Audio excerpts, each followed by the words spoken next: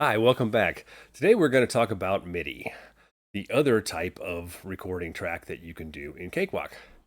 It's very powerful, and especially when used with VST instruments, and we're going to get into that later. Let's go.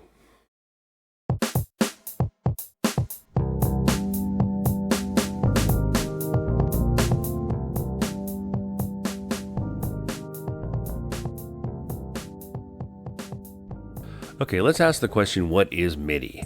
MIDI stands for Musical Instrument Digital Interface, and what that means is it's a protocol that allows different manufacturers of digital instruments to communicate together, and I'll explain why that's important later. It was first demonstrated at the NAMM show in 1983, and where they got a Roland Jupiter 6 and a Sequential Circuits Prophet 600 to talk to each other. Okay, so until MIDI was created, all electronic music instruments couldn't send information to one another. So my current MIDI setup right now, I have this USB MIDI interface box, and it's got the 2 in and 2 out. I'm only using the 1 out because I'm using a keyboard controller. Okay, so then that goes right into the back of the drum machine here. So it's out of the USB and into the drum machine, and that is called a male 5-pin DIN cable. I also have a keyboard controller that's USB type A to MIDI. So I wanted to explain how we used MIDI in 1988 with my first band Pisco. That should give you a better understanding of how MIDI was used then and today. We had a computer called the Atari ST that had built-in MIDI ports. We connected that to a MIDI patch bay that gave us all the extra outputs we would need to connect all our devices. We then used Dr. T's music software to record the notes and MIDI information into the computer. Once that was done, we were able to edit the notes and multi-track MIDI devices. That allowed us to trigger the synths and drum machines for playback later. Okay, so we're going to set up MIDI in Cakewalk. In order to do that, we're going to hit the start screen, and then we're going to go to the templates. We're going to pick the basic template. When you load that, you get an audio track and a MIDI track. Okay, the first thing we're going to do here is we're going to get rid of this audio track. So we're going to go ahead, right click on that, and go delete track, and then that gets rid of that one. Okay, so then you can see that our MIDI box is connected right here, but you don't see all of the inputs and outputs. So we're going to go ahead and switch this over to all. For some reason it does that. And so now we should be able to see all of the inputs and outputs.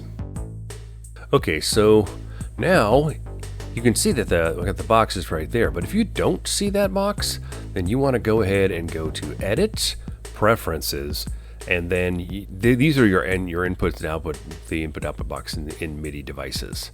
So it also has my keyboard controller right there, the AKM, and I only care about the input for that because that's the input is me playing into it. I don't need things to go back to the AKM, so I don't really need that part. So it looks like everything's okay. If not, you would check these boxes and turn them on there. Okay, so now we're going to test the MIDI input. So what we have to do is I'm going to play some keys on my keyboard that I have plugged in and set to the MIDI input there. And it's coming through and it looks like it's working okay. Okay, so now we're going to go to MIDI output and we can see it's working out okay. That's triggering the drums from the drum machine with my keyboard. Next we're going to record some drums, but I'm on the wrong MIDI channel right now, so I have to go down about 2 octaves. And I think that's it right there. So yeah, there we go. That's kick, and that's the other kick, and then that's snare right there. So it should be good to go. So now we're going to just go ahead and arm tracks, just so make sure, actually metronome needs to be on. I'm going to give myself a measure here because we were starting with a blank template. So should be good to go there. And then I'm just going to arm tracks and then play some drums. Count in for 4. 2, 3, 4. Okay, so that's 2 measures right there. Kind of sloppy, it doesn't really matter. I'm going to show you how to edit after this. Okay, so the first thing we got to do after we got these two bars recorded here is we're going to unarm the track. And then if you double click on the MIDI notes there, you get this thing called the piano roll. Piano roll is very important because it lets you edit all of your notes and see where you're at. Okay, so next thing you want to do is we're going to go ahead and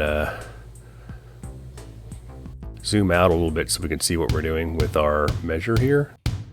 And so, yeah, when you click on the keyboard here, you're going to trigger the note for the kick drum or the snare or whatever was assigned there. Each key on the keyboard is a different note. So it'll go higher here, you'll hear the tom or the hi-hat. And the idea is that those notes will represent what you're going to trigger as far as different sounds from the drum machine. So I'm going to go ahead and make sure that I'm on eighth notes, and then I'm going to write a hi-hat pattern to go along with these drums. So in order to do that, I've got to switch it over to draw. Draw's not working right now because I have to switch it over. Yeah, make sure you're on draw. To draw notes, we switched over to our eighth notes, so every increment is going to move an eighth note. So when you just click over to the left, it's the next eighth note over. So that should line up with the measure perfectly, and we won't have to worry about positioning. So we're going to go ahead and play back, and that's fine.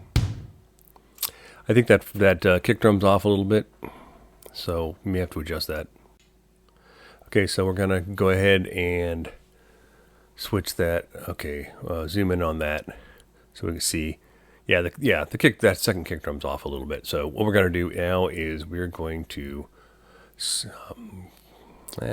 we gotta select it, just that note, so it turns white, and then we're gonna make sure that this is set to 30 seconds. So every move is 30 seconds. We move it over 1 30-second, and that's pretty close. It's gonna sound fine. So I'm going to go over MIDI more in the next video, which is about virtual instruments. I know I went through a lot today, but if you have any questions, you can always get in touch with me at studioonaBudget@gmail.com, and we'll see you next time.